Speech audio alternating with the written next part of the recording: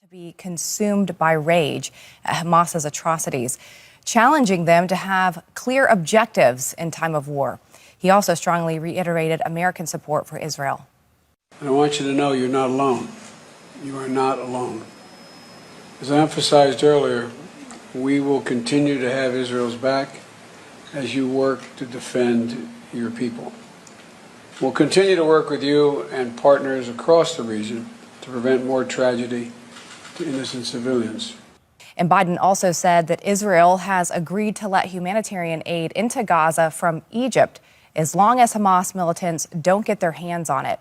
That may be more easily said than done. We're joined now by Ido Aharoni, a former official in the Israeli Foreign Ministry. Ambassador Aharoni, welcome to the show. It's good to have you tonight, sir. Thank you for having me. So relations between the Biden administration and Israel had been tense prior to the Hamas attack. How is Biden's visit being received in Israel? Very warmly. And obviously the Israelis are grateful for the position taken by the president, the generous offer for support. Israel would mainly need constant replenishment of its ammunition and weapon system. Do you think that it's realistic that this aid that now is on its way through Egypt into Gaza would be able to get there without Hamas stealing it? Well, I don't know exactly the details of the mechanism that was decided upon. My understanding is that they're talking about food and water.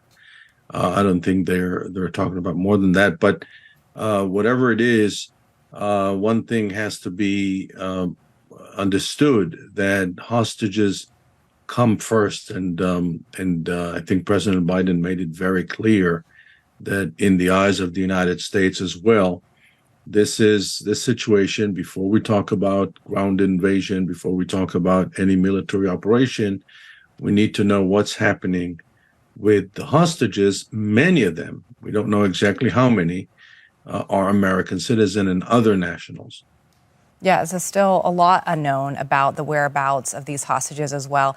Let me ask about this. When it comes to the hospital explosion in Gaza last night, the U.S. said it now has intelligence showing Israel was not behind the bombing. And obviously, Israel has put out its own images and sound of that as well. Has that cleared up any confusion, or is there still a lot of misinformation out there about this explosion? Well, there's still a lot of misinformation about that out there, especially among media outlets that look at Israel as the usual suspect.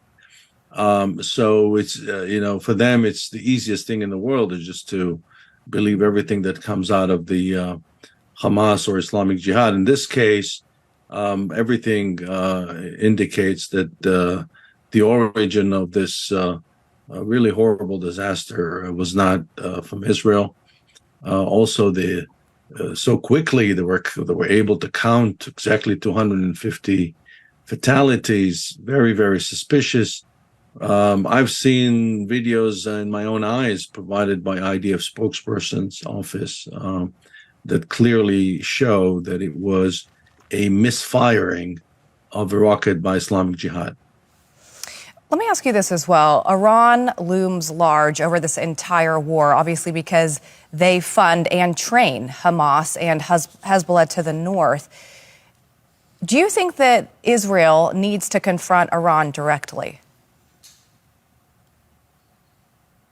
Well, that's it's a question that that depends on your definition of what is confrontation. Israel has been dealing with Iran's position in the Middle East for many, many years. Iran's race to achieve nuclear military capabilities is of great concern to Israel. Unfortunately, we weren't able to convince the whole world that preventing nuclear Iran is an international interest as we would have liked. There are countries that are extremely concerned with Iran, but not concerned enough to help us to put an end to it.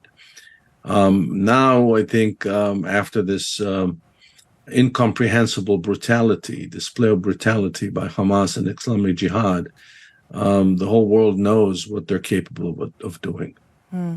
Ambassador Aharoni, appreciate your time this evening. Thanks for being with us. Thank you for having me. Relations between the Biden administration and Israel had been rocky before Hamas's attack last week, with Israel very unhappy with the softening U.S. stance towards Iran. But since the war with Hamas began, President Biden's support for Israel has been unwavering. We're joined now by Tom Bevan, co-founder and president of Real Clear Politics. Tom, welcome back to the show. Good to see you.